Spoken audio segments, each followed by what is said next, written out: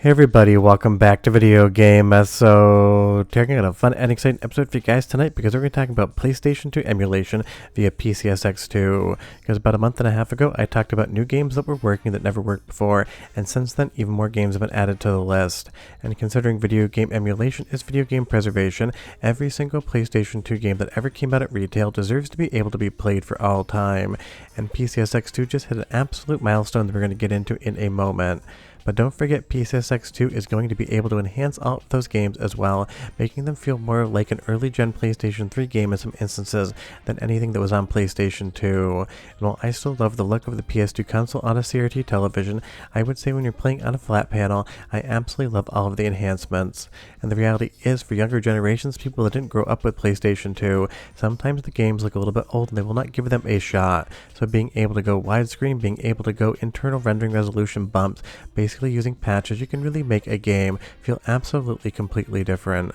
But the other reality situation is PCSX2 keeps a lot of games alive that are basically hard to find anymore, and if you need a retail copy you might be spending hundreds of dollars plus. Something like Under the Skin here, absolutely a vibe, a weird game, and I'm assuming a game that not many people have ever heard of before.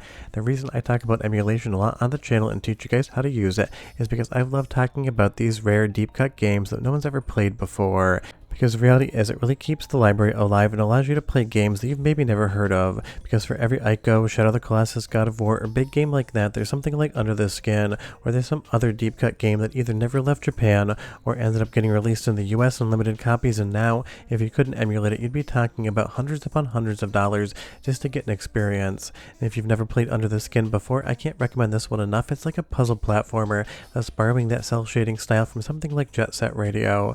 But just recently, with the most new update on PCSX2, it's reached an absolute milestone. There are exactly 4 games now that do not work and do not get into the gameplay. That means we are 4 games away from actually having 100% compatibility for every single PlayStation 2 game ever to come out across every single region. And even though you see more than 4 here, you're going to see 5 of the headings are going to be Final Fantasy XI, 2 of them are going to be Marvel Nemesis. That leaves World Series Baseball 2K3 and Driver, and that makes 4 titles or 4 games that will not work in the emulator.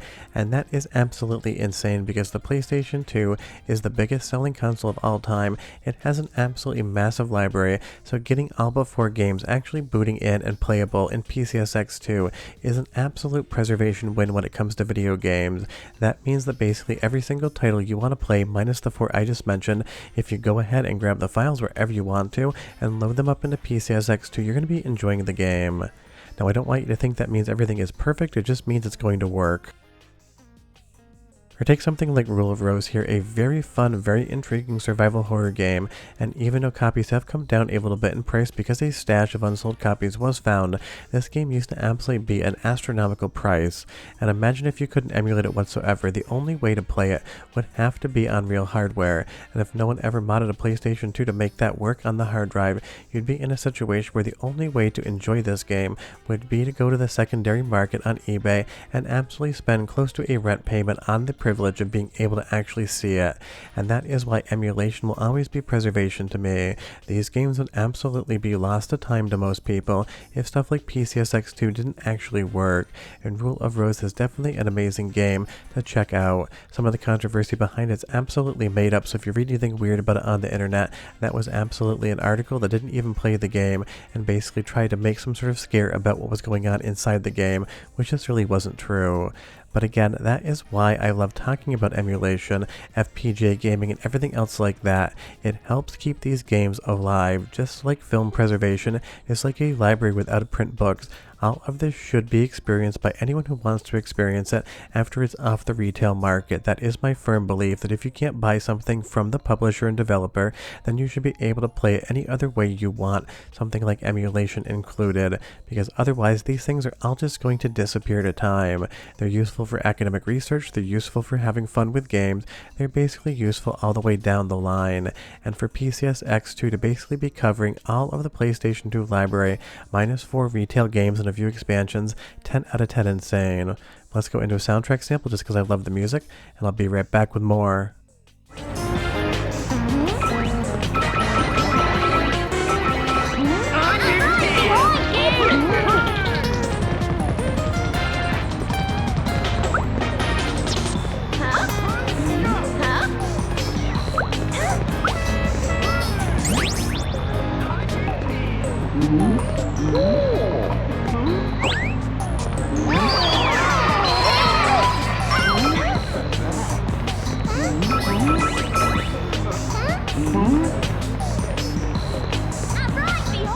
Basically, doing a soundtrack sampled under the skin is my way of trying to convince you to play this game, and that is why, again, something like PCSX2 is so important.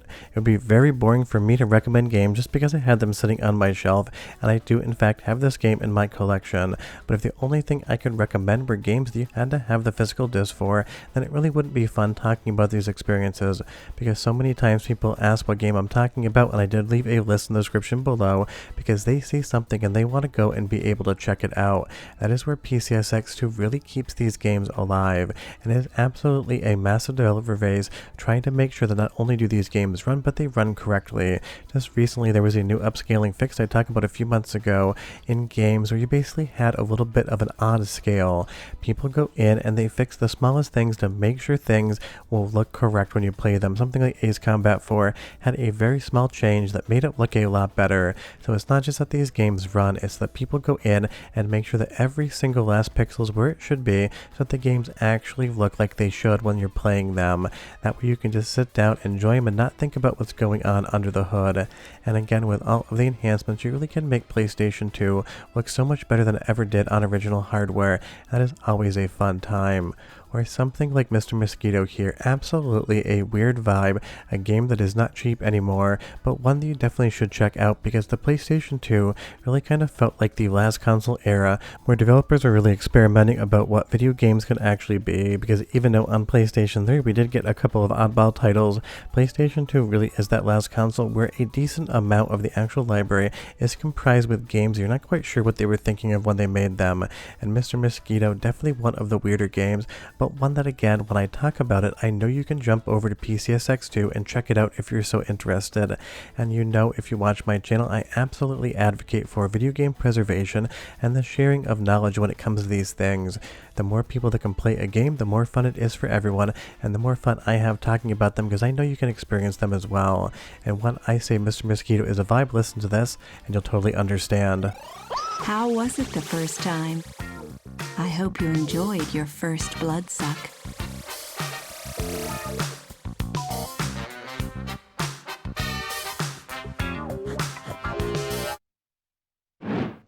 I mean, Mr. Mosquito is a game that definitely did exist, and it is one you can check out in PCSX2, or something like Katamari Damacy here. Absolutely just looks better with the enhancements turned on, in my opinion. You get a better looking game, and you get to enjoy one of the quirkiest, weirdest games out there.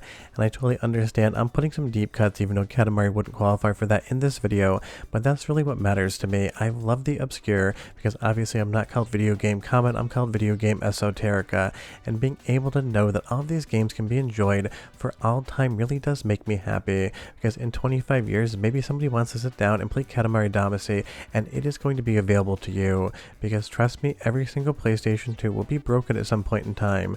There is no console, there is no technology out there that is meant to live indefinitely. Maybe it won't be to 21-25 until they're all broken, but there will be an era in which none of this original hardware will function whatsoever, outside of maybe a couple of museum examples, and even then maybe not.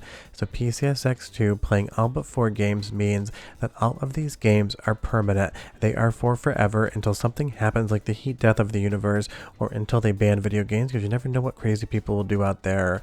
But all jokes aside, the reality is this video is basically just a love letter to what emulator developers do, because I just love talking about old games. Clearly I spend a lot of time on the channel doing it, and I love going back and replaying them. And even though I have multiple PlayStation 2 consoles, a very big library of PlayStation 2 games, as well as modified consoles where I can load games up without the disc, being able to sit down and just emulate stuff, put it on my 4K OLED and use the enhancements absolutely makes a world of difference when I just want to sit down and play. And I'm sure the PlayStation 2 emulation developers at PCSX2 will definitely work on these last titles, because I'm sure they want to get this entire list to playable so you can get 100% of every single thing working. And I will definitely do another video when that happens. And if you're wondering what the point of this entire video is, it's just to tell you that it's hit 99.5% plus compatibility, and really just as a love letter to PCSX2.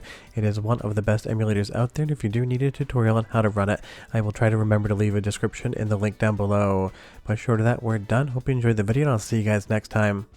Bye bye.